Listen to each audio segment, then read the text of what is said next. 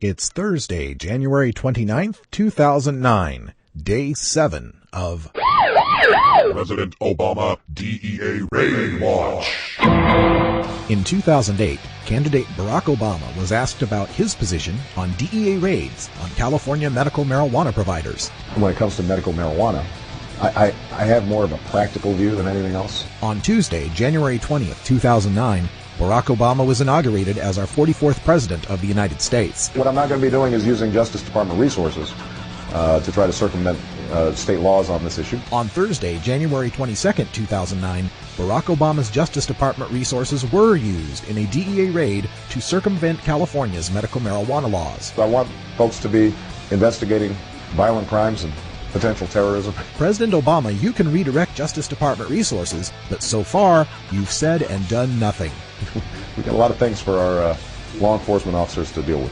Mr. Obama, shut down these raids. Brought to you by the National Organization for the Reform of Marijuana Laws at NORML.org, who believe it should be normal for politicians to listen to the will of the people.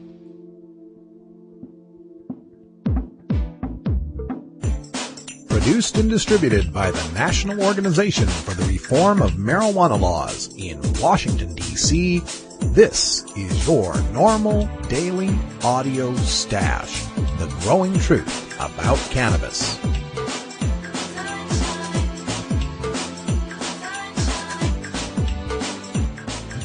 Welcome to the most popular podcast regarding marijuana in all of America and all the world, featuring interviews with scientists, politicians, doctors, prohibition policy activists, regular cannabis consumers, musicians, and NORML staff and NORML's board of directors, along with music and comedy no other podcast can offer.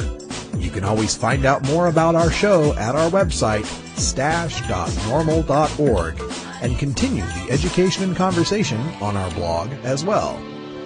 We're ending marijuana prohibition with education, one listener at a time.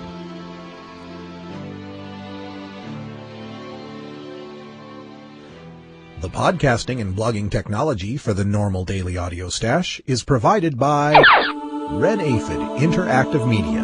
For your professional web design needs, visit redaphid.com. Good day, Stashers, and welcome to the podcast. I sure am having a lot of fun chatting with you all at the Stash blog at stash.normal.org. We've incorporated some new user account features that allow your comments to get posted automatically in our new Fresh Stash, which you'll find on the right sidebar at the Stash blog. Also, the registered Stashers get special goodies on the blog that other people just don't get, including MP3 download links for all of our Toker tunes brought to you by MarijuanaMusicAwards.com, and this week, a sneak peek at the finalists in NORML's $10,000 pro-cannabis ad campaign. You're getting to see some of the best of them before anyone else in the world. Now, speaking of the ad contest, we'll have the official announcement of the top 25 finalists who will be voted on by you, the general public, to decide who wins their share of $10,000 in cash and prizes from NORML. So stay tuned for the announcement on Monday of the final 25. But if you want a sneak peek, register at stash.normal.org to see some of my favorites. Another thing we're trying to do here is to leverage the power of the cannabis community through the Stash blog, through interaction, comments, and a couple of projects that we've got going on. First of all, our project Politicians on Pot is still going on, where I've encouraged you to write to your representative and your senators and get the responses from them on your choice of medical marijuana or decriminalization or industrial hemp, and send the responses back to me here at stash@normal.org. We're going to post them, and they'll be all hyperlinked and tagged up with the particular state and the particular question you asked. So in the future, when people want to know what a particular politician said about marijuana, they can look it up right here on the Stash blog at stash.normal.org. Another thing I'd like to incorporate, another project I've got on the front burners here, is to broaden the scope of the NORML Daily Audio Stash. Most of you know that I am podcasting here from beautiful Portland, Oregon in the great Pacific Northwest, but I'd like to get some more ears on the ground and specifically some more recordings from all over this great country and the world. If you'd like to be a regional correspondent for the NORML Daily Audio Stash, all you've got to do is put together a 2-minute MP3 in news report style detailing a cannabis story going on in your area. And if we can use it, we'll post it on the NORML Daily Audio Stash, and you can become our regional correspondent. Now, on today's Daily Audio Stash, we've got a couple of interviews for you. First, we've got Michael Crawford from Boston, Massachusetts. He's a director with MassCan NORML and also the musical director of the Boston Freedom Rally, the largest hemp fest on the East Coast. He's here to tell us about how some of the cities and towns throughout the state of Massachusetts are trying to get around Massachusetts Question 2, which passed with 65% of the vote. Michael will give us the details in our first interview. In our second interview, we go to our cannabis correspondent in Southern California, Terry Joyce, who's bringing us a visit with Jim Wilson, who was with Terry when they were involved in a raid in Los Angeles. They're here to talk about the raid that just took place up in Tahoe, and Jim has worked in a few cannabis dispensaries, so he gives us his perspective on that. Also, a great musical break brought to you by MarijuanaMusicAwards.com, featuring our good friends, the Tall Brothers, with the best reefer jazz song of 2008, Simply Business. All that and your hemp headlines coming up right now, so light one up. It's time for your NORML Daily Audio Stash. Hello, I'm Paul Stanford from the Hemp and Cannabis Foundation, or THCF. Medical marijuana is legal in 13 states today, and THCF has clinics in 8 of those states. Our doctors help qualified patients obtain an authorization for medical marijuana in their state. Patients are eligible for medical marijuana with a history of either severe chronic pain and or nausea, cancer, AIDS or HIV, hepatitis, glaucoma, seizure disorders like epilepsy, chronic muscle spasms such as multiple sclerosis or asthma, neurodegenerative diseases such as Alzheimer's, and gastrointestinal disorders like IBS or Crohn's disease. If you or someone you know has one of these conditions, our doctors will help you obtain a permit for medical marijuana. THCF Medical Clinics has offices in Washington State, Oregon, California, Colorado, Hawaii, Nevada, Montana, and now Michigan. Call 1-800-723-0188 or go to the web at hemp.org or 1-800-723-0188.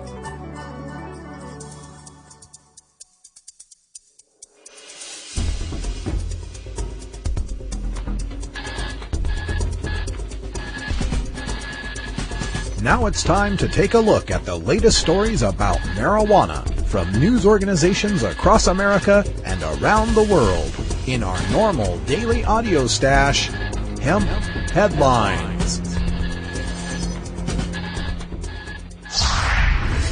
UK cannabis law change illogical. The reclassification of cannabis as a Class B drug has come into effect in England and Wales amid complaints the new laws are illogical. Plans to introduce a 3-strike system for cannabis possession start with a warning, then with an £80 spot fine for a second offense.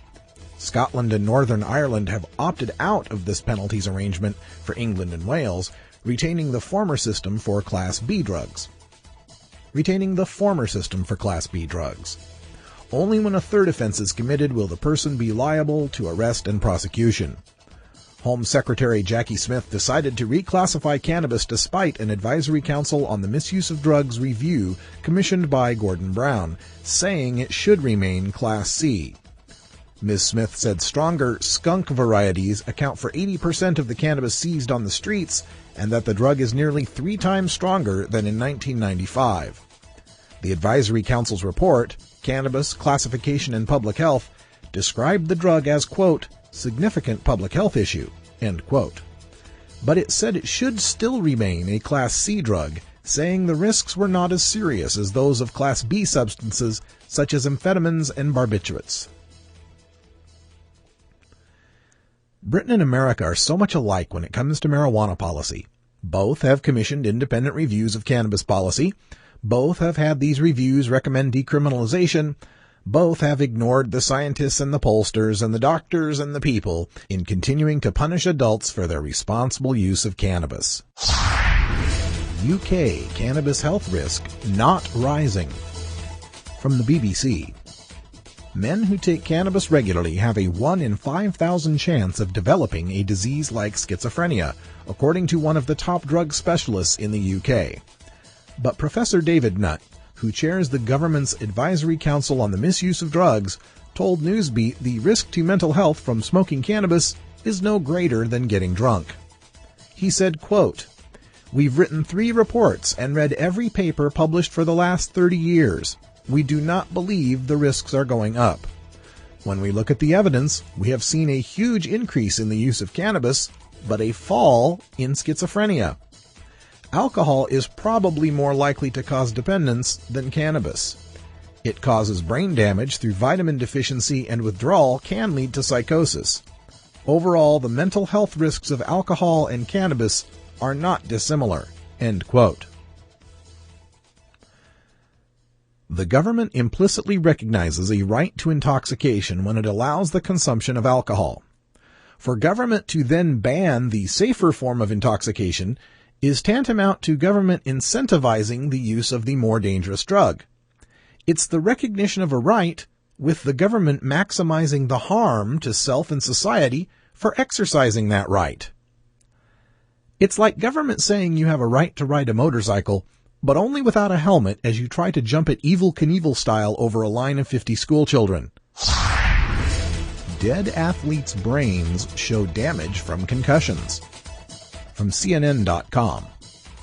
Using tissue from retired NFL athletes culled posthumously, the Center for the Study of Traumatic Encephalopathy at the Boston University School of Medicine is shedding light on what concussions look like in the brain. The findings are stunning. Far from innocuous, invisible injuries, concussions confer tremendous brain damage. That damage has a name: chronic traumatic encephalopathy, or CTE.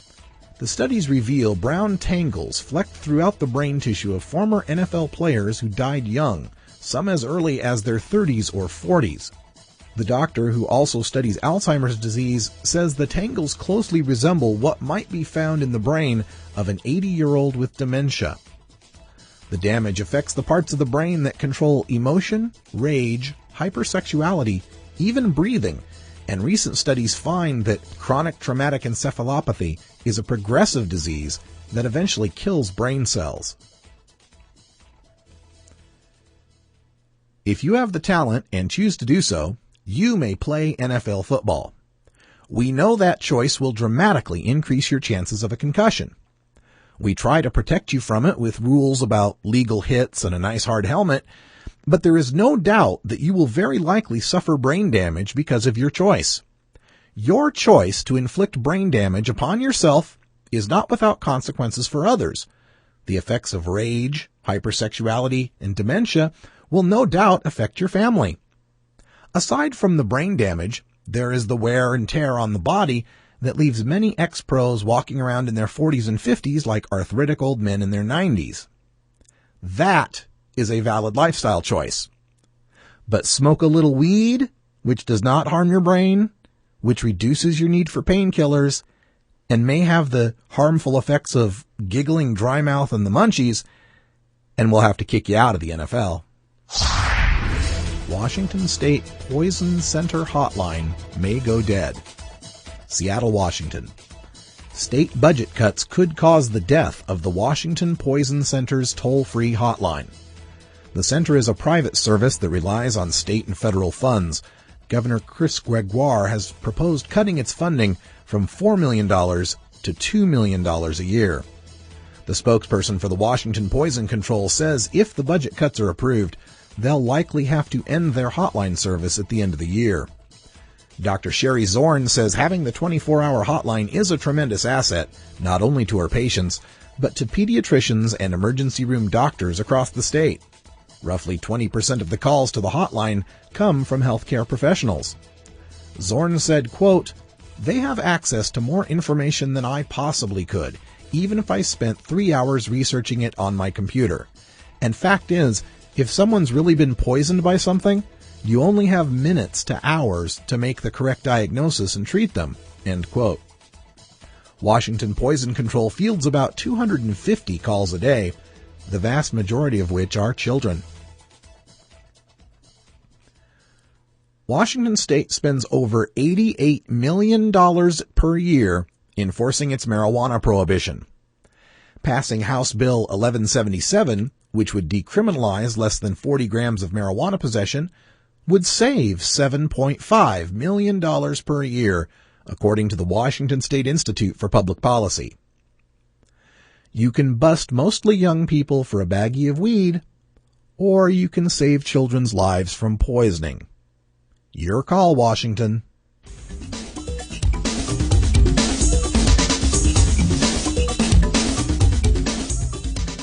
Hey, how's it going? My name's Will. I don't work at a used record store. I don't own an iguana, although I'm sure they make great pets. I don't have dreadlocks or play the acoustic guitar. I can remember quite well, thank you, and no, I don't constantly have the munchies. When 420 comes around, I've still got 40 minutes of work left. I've never hit a girl on a bike with my car or shot my friend with a shotgun. I've never had to apologize for letting a girl I was watching drown in a pool while I was getting high because, duh, I wouldn't be getting high if I was around children. I'm a regular guy who works regular jobs, just like the majority of all Americans who use marijuana occasionally and responsibly. My name is Will, and I'm normal. We're going to go all the way back to the East Coast now and take a look at what's happening in the great state of Massachusetts. As you know, Massachusetts passed Question 2, which is decriminalization, and passed it by quite a large margin. You'd think the police there would get the hint that the people want some change, but apparently law enforcement and the politicians have some other things in mind. Joining us to talk about it is a member of the board of directors from MassCan NORML, Michael Crawford, and also with the Boston Freedom Rally. And Michael, welcome to the show. Thank you very much, Russ. Thanks for having me. First of all, let's just let everyone know that they want to get information on what's happening in cannabis news there in the Commonwealth of Massachusetts. Check out masscan.org. That's MASSCANN.org. And then the Boston Freedom Rally, the biggest hemp fest on the East Coast, is available now at bostonfreedomrally.com. And Mike, I understand you're the musical director there for the Boston Freedom Rally. That's correct, and we've got some great bands. Excellent. I look forward to getting out there one of these days and attending the Freedom Rally. But I wanted to talk to you today about these end runs around Question 2 that seem to be popping up here in the state of Massachusetts. Let our listeners know, what's the background here and what's going on. All right.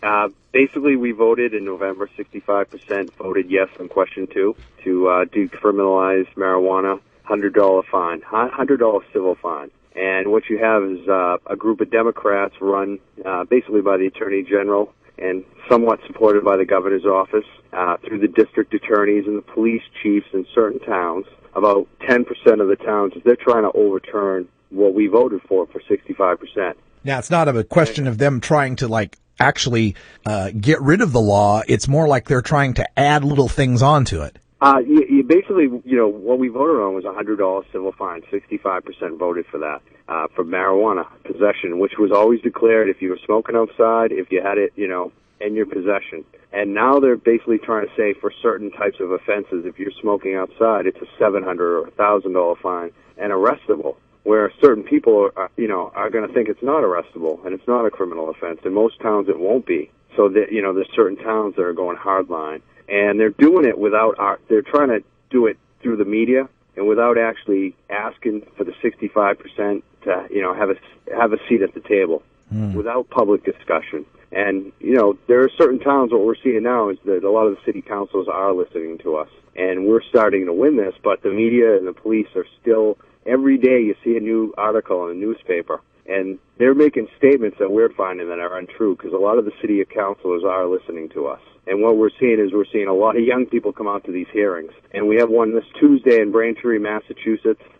We're basically doing a march from the T station, the MBT train station, to City Hall, 6 p.m. on Tuesday night. So, that's what's been going on. Quincy, we had a number of people come out. They shut down discussion. They tabled the ordinance. In Methuen, we had a rock band that, one of our headliners at the Freedom Rally came down. There was, a couple front page stories between them and the mayor. And the mayor, basically gave us a lot of concessions. He basically offered a compromise. He dropped it down from a $400 additional fine to $100, narrowed down where it would actually be in the city, schools, parks, So basically he gave us a much better proposal. And that still has to be voted on. And if you look in the Boston Globe today, one of the city councilors actually is siding with us now. So you're already seeing that. a lot of the city councilors do see that 65% are not happy with this, and that's what you're seeing in the hearings. Yeah, and I'm just wondering, legally speaking, what's their justification for being able to change that? Because I thought question 2 was pretty clear that there would be no other penalty but a $100 fine. How are they justifying it? Well, apparently you can have local and city law for certain infractions. And, on some of the, like public drinking is a $50, usually city fine. And so we have a $100 civil fine, and they're basically saying that for marijuana, for use, any use. And now they're saying there's no way that we can stop people from smoking in public, but there's a $100 civil fine. It's twice as much as for alcohol. There's already a penalty, and they're just basically trying to jack up that penalty and make it criminal. Yeah, and you know what I always found kind of ironic when question 2 was going through the process in the election here is how law enforcement would say, well, you don't need question 2 because when we catch people for pot, we never arrest them anyway. We just make them throw it away.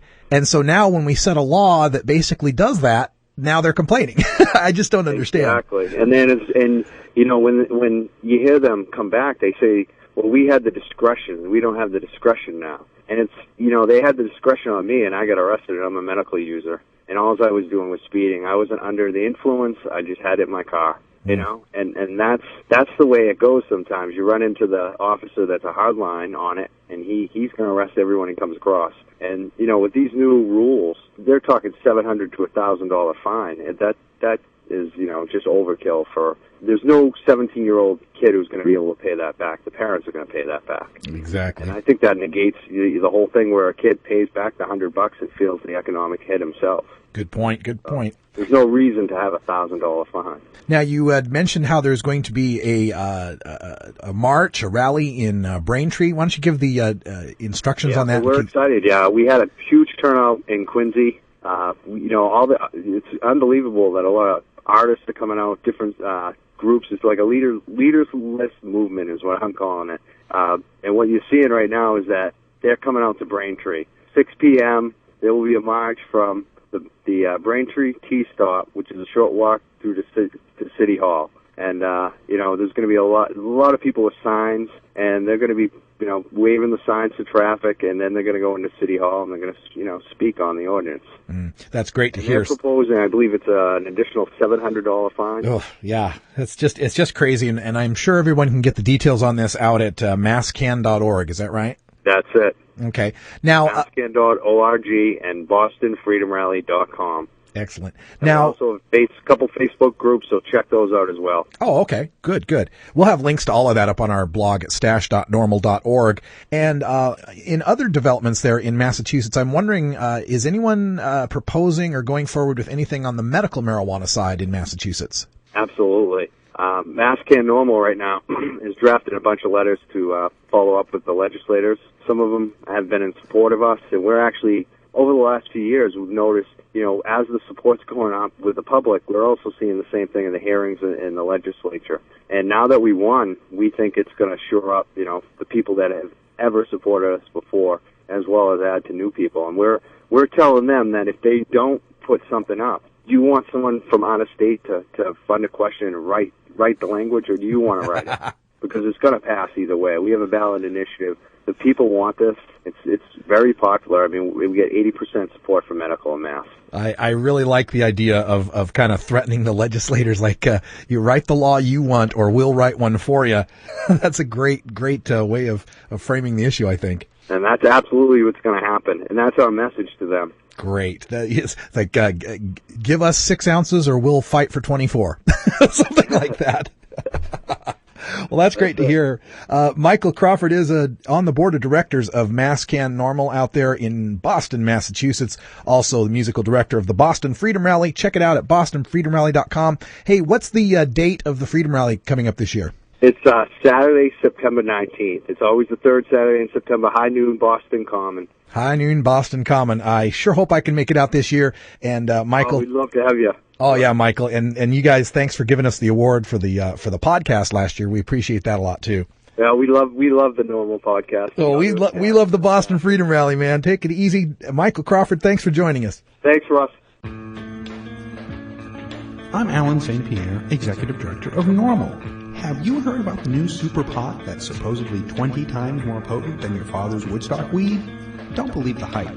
Marijuana's THC potency has always varied, even in the 60s and 70s.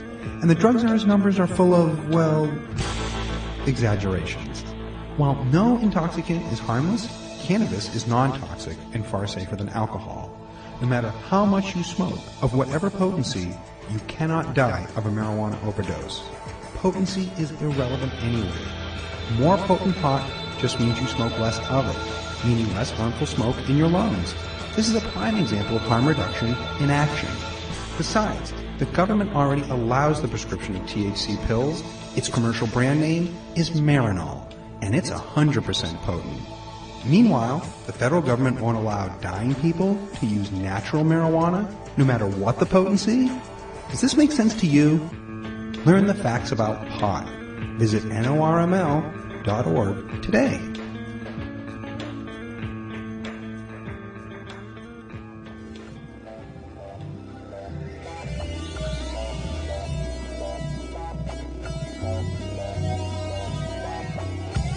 Here at the Normal Daily Audio Stash, we work hard to change our nation's marijuana laws through education and discussion.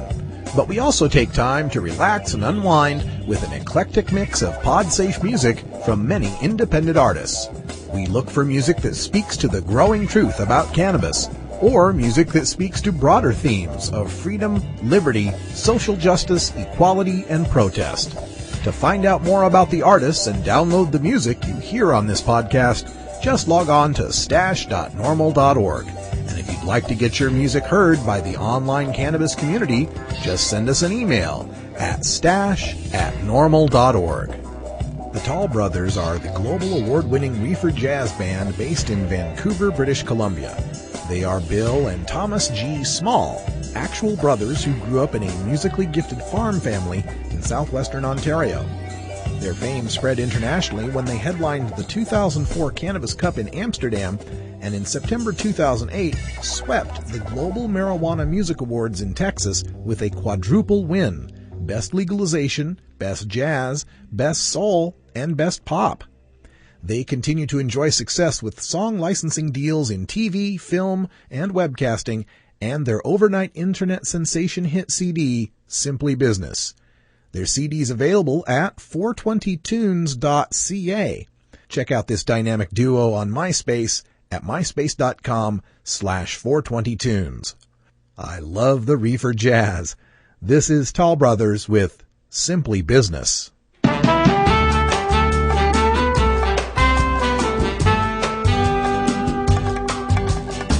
When Mark Emery can be free to run his business and sell his seeds, it's just a plant, it's just a weed, another victim of corporate greed. It's simply business. It's simply business. It's simply business, you know why they won't let us grow. It's simply business. We burn the oil and cut the trees, while the captains of industry, they run a big monopoly on everything but the birds and bees. It's simply business. It's simply business. It's simply business, you know why they won't let us grow. It's simply business.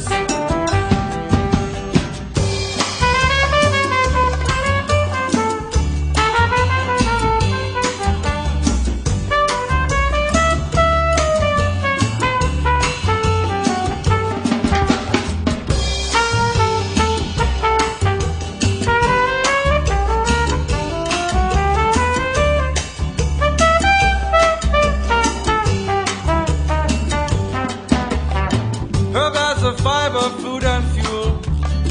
You heat it up, it makes you cool. Illegal brownies, oh my my. It makes you laugh, but it makes me cry. It's simply business. It's simply business. It's simply business, you know why they won't let us grow. It's simply business. It's a medicine for many ills. It's cheap and safer than all those pills. It's in the Bible, 1 Genesis 29. It's all so simple it repels the mind. It's simply business. It's simply business. It's simply business, you know why they won't let us grow. It's simply business.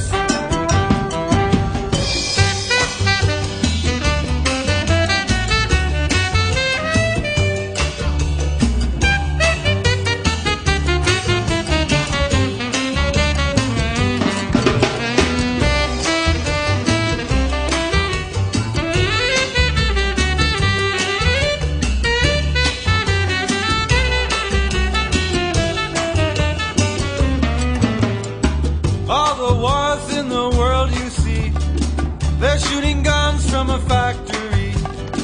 It makes a job, but it makes no sense to give the peace when you can sell defense. It's simply business. It's simply business. It's simply business, you know why they won't let us grow. It's simply business. It's simply business. It's simply business. It's simply business, you know why they won't let us grow. It's simply business. It's simply business, you know why they won't let us grow. It's simply business. 76% of Americans no longer support arresting and jailing marijuana smokers, and nearly as many support the medical patients having access to medical marijuana.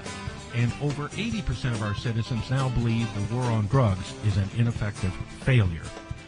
So the question is, when will the government's misguided war on adult marijuana smokers finally end? When? Simple. When you and your like-minded friends, family, and coworkers get involved with an organization such as the National Organization for the Reform of Marijuana Laws, also known as NORML. My name is Keith Stropp, and I founded the organization in 1970. Contact us at NORML, toll-free, 888-67-NORML, or by visiting the organization's up-to-date webpage at www.norml.org.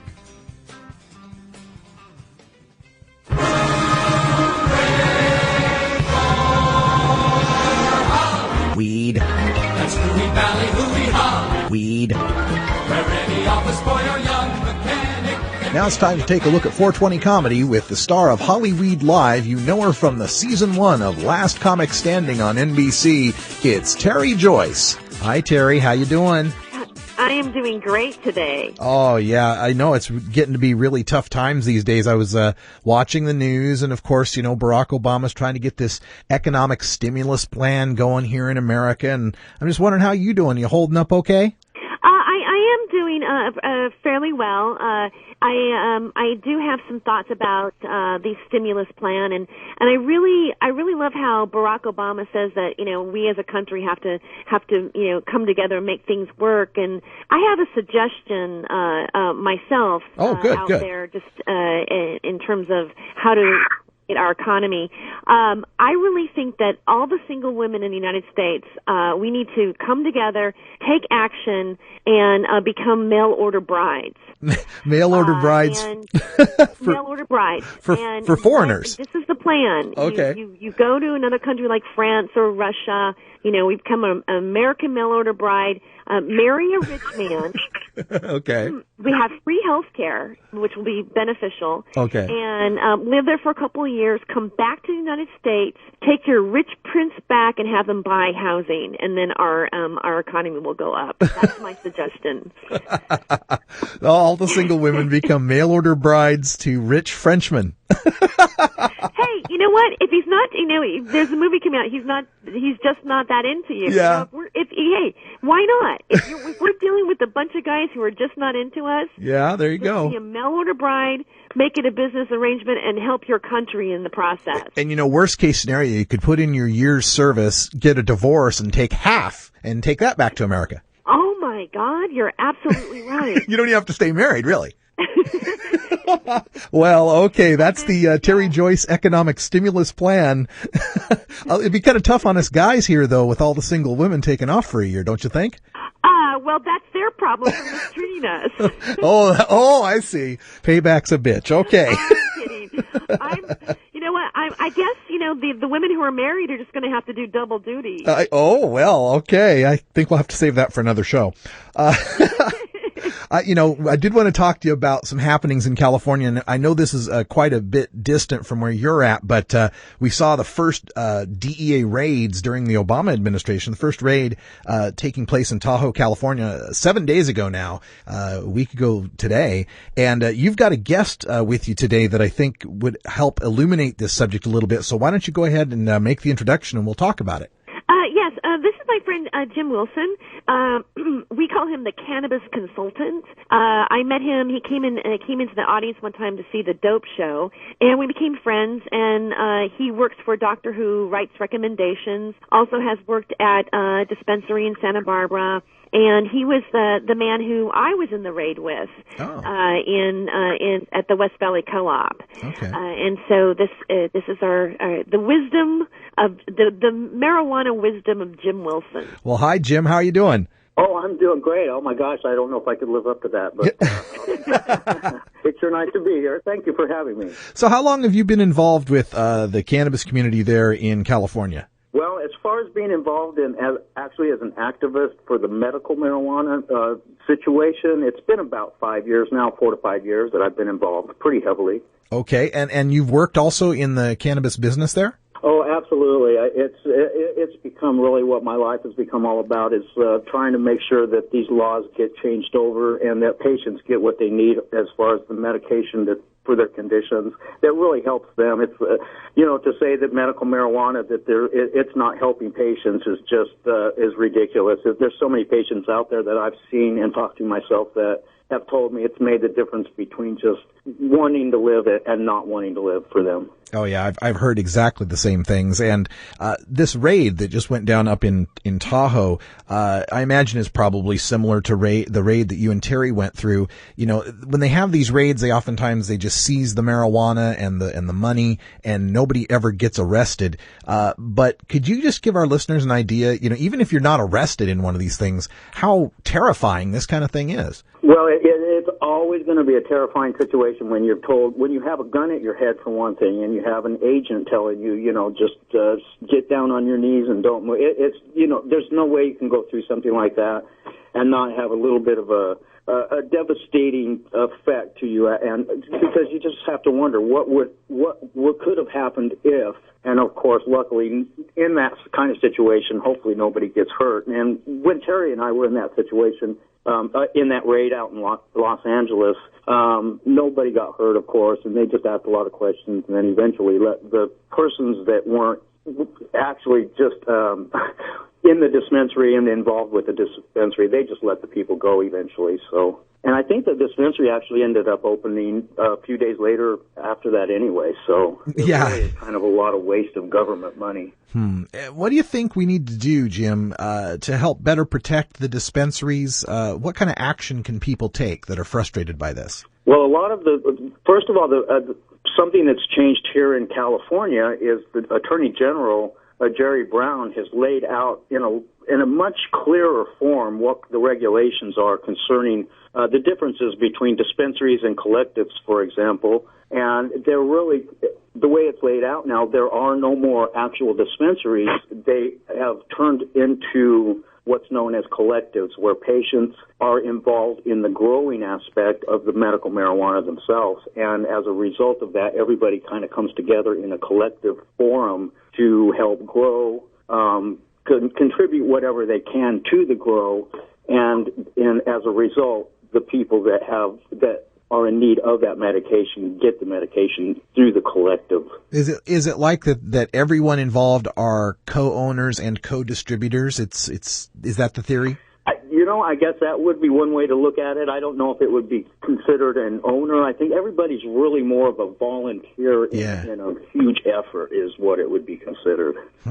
Okay, and Terry, looking at this raid that just went down in Tahoe, what do you think? What do you think's going on here that it would have this situation happening even after Barack Obama campaigned saying that he wouldn't waste Justice Department resources on this kind of action? Honestly, I believe that raid in Tahoe, and I of course, don't quote me on this, but I believe that was probably just because as an administration changes over, you're always going to have still some of those left over. I mean, that part of his office has not yet completely done their changeover where they're going to effectively stop raiding completely. I think that was probably just one of the leftovers from the last administration, to be honest with you. That's what I'm really hoping. And Terry? I'm in agreement with Jim. That's what I'm hoping as well. Maybe they just wanted to get it in there one more time. For old time's sake. Oh geez. What a sick thought that is. Let's just put one last one in there for the Gipper or whatever. Yeah. Yeah, let's make some more patients' lives difficult while we still can. Oh, it's just a sad thing to hear. That's exactly right. And that's exactly what they're doing by doing that. So, and the place they reopened right after that anyway. It's such a waste of money and time and effort for the DEA to have to deal with this kind of thing. Now, Jim, you said you'd worked in these dispensaries and such.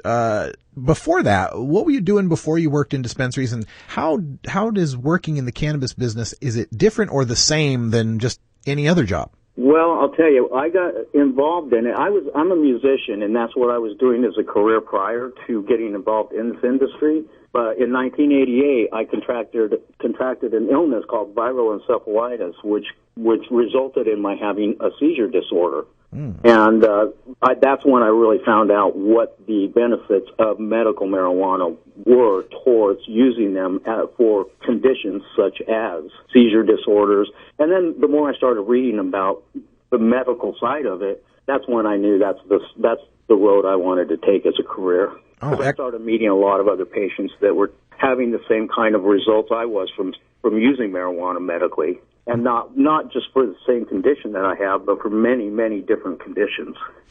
Well, I really hope I get a chance to come down to Southern California sometime and meet you. It sounds like we have kind of a similar background. I'm also a musician who ended up getting involved in the medical marijuana movement, so we could probably swap old war stories. It'd be a lot of fun someday. I would just love to do that. If you ever come out, please. Where are you located? I'm up in Portland, Oregon. Portland, Oregon. Oh my gosh. Yeah. Well, I'll tell you, please come on out here, and I'd love to have you come out and we can meet up and, like you said, swap some more stories. I'd love to. That'd be a lot of fun. Jim Wilson and Terry Joyce joining us here from Southern California. Jim's worked in the medical marijuana industry down there, and Terry, of course, is our good friend who joins us every Thursday for our Southern California report. Hey, thanks, guys, for joining us, and we'll talk to you again next week. Thank you. Thank you. Thank you for downloading the NORML Daily Audio Stash, the growing truth about cannabis. We are produced by the National Organization for the Reform of Marijuana Laws in Washington, D.C. Our executive producer is Alan St. Pierre. Our deputy director is Paul Armentano. Our webmaster is Brian Judy, and web production is provided by Red Aphid Interactive Media. As always, you can catch up on the latest information about marijuana at www.norml.org. And you can interact and download from our Audio Stash blog at stash.norml.org.